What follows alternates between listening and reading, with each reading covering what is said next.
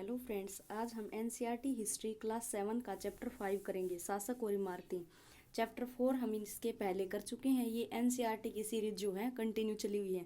आज हम इसके हाफ चैप्टर को करेंगे और हाफ चैप्टर हम इसकी कल वाली नेक्स्ट वाली वीडियो में जो है करेंगे। तो फ्रेंड्स, इसमें शासक और इमारतों के बारे में जो है इस चैप्टर में बताया गया है कि उस समय कौन कौन से शासक थे और उन्होंने कौन कौन सी इमारतों का निर्माण करवाया। ये सब जो है इस चैप्टर में बताया गया है। देखिए फ्रेंड्स, पहले मैं आपको ये चित्र दिखा देती हूँ। ये कुतुब मीनार का चित्र है जो दिल्ली में है। ये इसका ये जो एक 5 मंजिला इमारत थी, ये इसकी पहली मंजिल है। और इसमें फ्रेंड्स जो लिखे गए हैं यहाँ पे, ये अभिलेख हैं और ये अरबी भाषा में लिखे गए हैं। और ये जो दिखाई दे रहे हैं ये है मेहराब, और ये इसका कुतुब मीनार का पहला जो छज्जा है। तो फ्रेंड्स, इसके बारे में जो है अब हम डिटेल में पढ़ते हैं। तो ये मैंने आपको दिखाया था कि कुतुब मीनार के पहले छज्जे को प्रदर्शित करता है। कुतुबुद्दीन ऐबक ने लगभग 1199 ईस्वी में इसका निर्माण करवाया था। छज्जे के नीचे छोटे मेहराब तथा ज्यामितीय रूपरेखाओं द्वारा निर्मित नमूने देखिए। क्या आपको छज्जे के नीचे अभिलेखों की 2 पट्टियां दिखाई दे रही हैं? ये अभिलेख अरबी में है फ्रेंड्स, ये मैंने आपको पहले ही बता दिया है। गौर करें कि मीनार का बाहरी हिस्सा घुमावदार तथा कोणीय है। ऐसी सतह पर अभिलेख लिखने के लिए काफी परिशुद्धता की आवश्यकता होती थी। सर्वाधिक योग्य कारीगर ही इस कार्य को संपन्न कर सकते थे। याद रखें कि 800 वर्ष पूर्व केवल कुछ ही इमारतें पत्थर या ईंटों की बनी होती थी। 13वीं शताब्दी में कुतुब मीनार जैसी इमारत को देखने वाले पर क्या प्रभाव पड़ता है होगा। कुतुब मीनार 5 मंजिला इमारत है। अभिलेखों की पट्टियां इसके पहले छज्जे के नीचे। इस इमारत की पहली मंजिल का निर्माण कुतुबुद्दीन ऐबक तथा शेष मंजिलों का निर्माण 1229 के आसपास इल्तुतमिश द्वारा करवाया गया। कई वर्षों में यह इमारत आंधी, तूफान और भूकंप की वजह से क्षतिग्रस्त हो गई थी। अलाउद्दीन खिलजी, मोहम्मद तुगलक, फिरोज शाह तुगलक तथा इब्राहिम लोदी ने इसकी मरम्मत करवाई। 8वीं और 18वीं शताब्दी के बीच राजाओं तथा उनके अधिकारियों ने 2 तरह की इमारतों का निर्माण करवाया। पहली तरह की इमारतों में सुरक्षित, संरक्षित तथा इस दुनिया की और दूसरी दुनिया में आराम विराम की भव्य जगहें, किला, महल, मकबरे थी। दूसरी श्रेणी में मंदिर, मस्जिद, हौज, कुएं, सराय तथा बाजार जैसी जनता के उपयोग की इमारतें थी। राजाओं से यह अपेक्षा की जाती थी वे अपनी प्रजा की देखभाल करेंगे तथा प्रजा के उपयोग और आराम के लिए इमारतों का निर्माण करवाकर राजा उनकी प्रशंसा पाने की आशा करते थे। इस तरह के निर्माण कार्य व्यापारियों सहित अन्य व्यक्तियों के द्वारा भी किए जाते थे।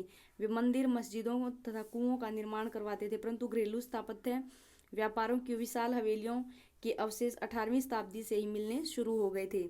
तो आगरा के किले के निर्माण में जो है कितना श्रम लगा था वो यहाँ बताया गया है। आगरा के किले का निर्माण अकबर ने करवाया था। अकबर द्वारा निर्मित आगरा किले के निर्माण हेतु 2000 पत्थर काटने वाले, 2000 सीमेंट व चूना बनाने वाले तथा 8000 मजदूरों की आवश्यकता पड़ती थी।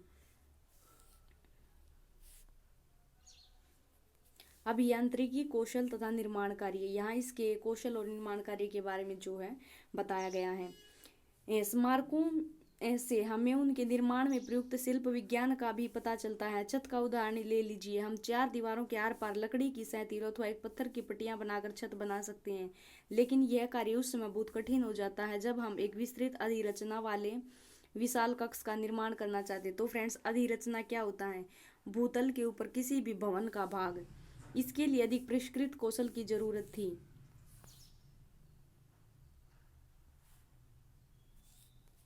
ये राजस्थान में बूंदी में स्थित रानी जी की बावड़ी उन 50 बावड़ियों में सबसे बड़ी थी जिसका निर्माण पानी की आवश्यकता की पूर्ति के लिए किया गया। अपनी स्थापत्य सुंदरता के लिए विख्यात इस बावड़ी का निर्माण 1699 ईस्वी में रानी नाथावत जी ने, जो बूंदी के राजा अनिरुद्ध की रानी थी, किया था। 7वीं और 10वीं शताब्दी के मध्य वास्तुकार भवनों में और अधिक कमरे, दरवाजे और खिड़कियां बनाने लगे। छत, दरवाजे और खिड़कियां भी विदोर द्वादर खंभों के आर पार एक अनुप्रस्थ सैतीर रखकर बनाए जाते थे। वास्तुकला की यह शैली अनुप्रस्थ टोडा निर्माण कहलाई। तो यह शैली क्या कहलाई? अनुप्रस्थ टोडा निर्माण। 8वीं से 13वीं शताब्दी के बीच मंदिरों, मस्जिदों, मकबरों तथा सीढ़ीदार कुओं, बावली से जुड़े भवन के निर्माण कार्यों में इस शैली का प्रयोग हुआ। तो फ्रेंड्स, ये देखो इस तरह से जो है बनाए जाते थे उस समय पर, जिसको अनुप्रस्थ टोडा निर्माण जिसको कहते हैं वो है ये। दिल्ली का कुवत अल इस्लाम मस्जिद का एक हिस्सा 12वीं शताब्दी का उत्तरार्ध। मेहराब के निर्माण में अनुप्रस्थ टोडा निर्माण की तकनीक। तो ये अनुप्रस्थ टोडा निर्माण की जो है तकनीक है।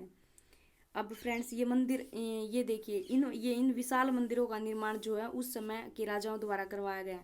एक मंदिर का प्रकार ये है, और फ्रेंड्स एक नेक्स्ट तरह का मंदिर ये है, एक मिनट, ये जो है इसका शिखर जो है ज्यादा ऊंचा है और उसका शिखर जो है कम ऊंचा, इन दोनों में ये भिन्नता है। तो अब हम इनके बारे में पढ़ेंगे। 11वीं शताब्दी के प्रारंभ में मंदिर निर्माण। शिव की स्तुति में बनाए गए कंदारिया महादेव मंदिर का निर्माण चंदेल राजवंश के राजा धंगवेद द्वारा 999 में किया गया। चित्र में जो है मंदिर की योजना है, इसमें मंदिर की योजना है। एक अलंकृत द्वार से इसके प्रवेश भाग तथा मुख्य भवन महामंडप, इसके बारे में महामंडप के बारे में हम पहले भी पढ़ चुके हैं। महामंडप वह जगह होती है जहाँ पर जो है धार्मिक अनुष्ठान संपन्न किए जाते हैं, और गर्भगृह वह जगह होती है जहाँ पर देवता की मूर्ति रखी जाती है। तो फ्रेंड्स ये वेरी इंपॉर्टेंट है, ये क्वेश्चन जो है पहले भी पूछे जा चुके हैं। HTET CTET इस तरह के पेपर्स में जो है ये क्वेश्चन पूछे जाते हैं, और KVS के लिए भी ये वेरी इंपॉर्टेंट है।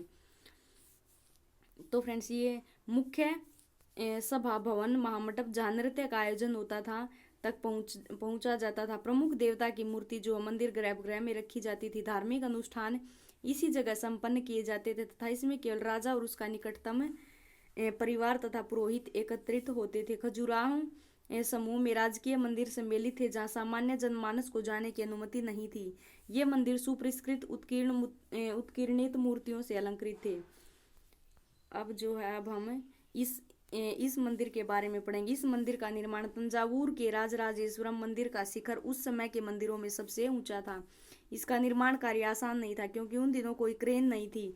शिखर के शीर्ष पर 90 टन का पत्थर ले जाना इतना भारी होता था कि उसे व्यक्ति अपने आप उठाकर नहीं ले जा सकते थे। इसलिए इस काम के लिए वास्तुकारों ने मंदिर के शीर्ष तक पहुंचने के लिए चढ़ाईदार रास्ता बनवाया। रोलरों द्वारा भारी पत्थरों को इस रास्ते से ऊपर ले जाया गया। इस काम के लिए 4 किलोमीटर से ज्यादा लंबा पथ तैयार किया। तो कितना, 4 किलोमीटर से ज्यादा का लंबा पथ तैयार किया, जिसकी चढ़ाई बहुत खड़ी न हो।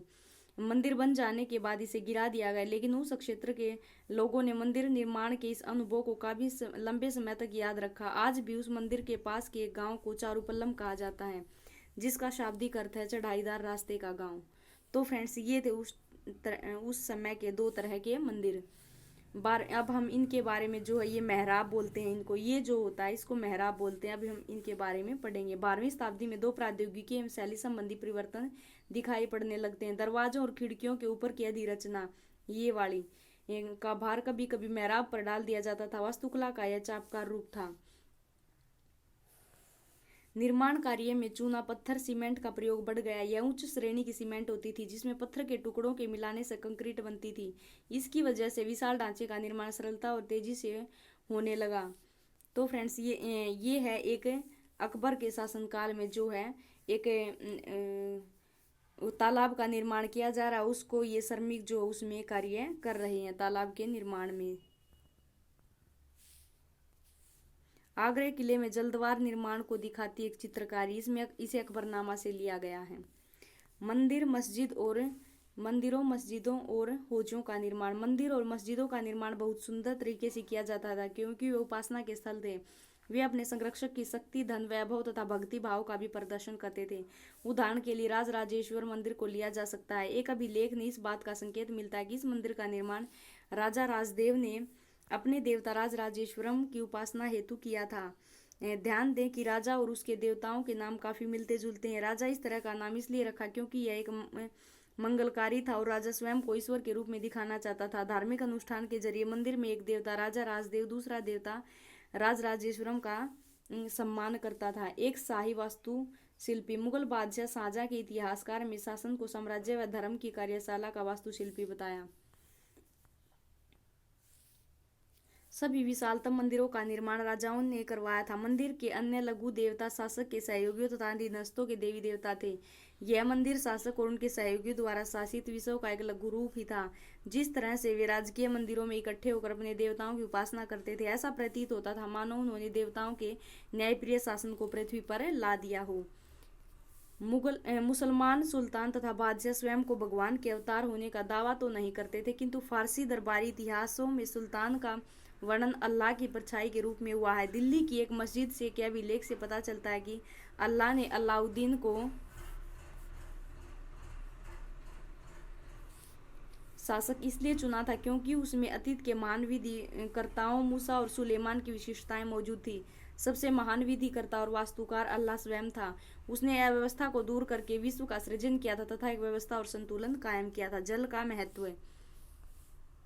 फारसी शब्द आबाद और आबादी आब शब्द से निकला, जिसका अर्थ है पानी। आबाद शब्द उस जगह के लिए इस्तेमाल होता है जहाँ बसावट हो।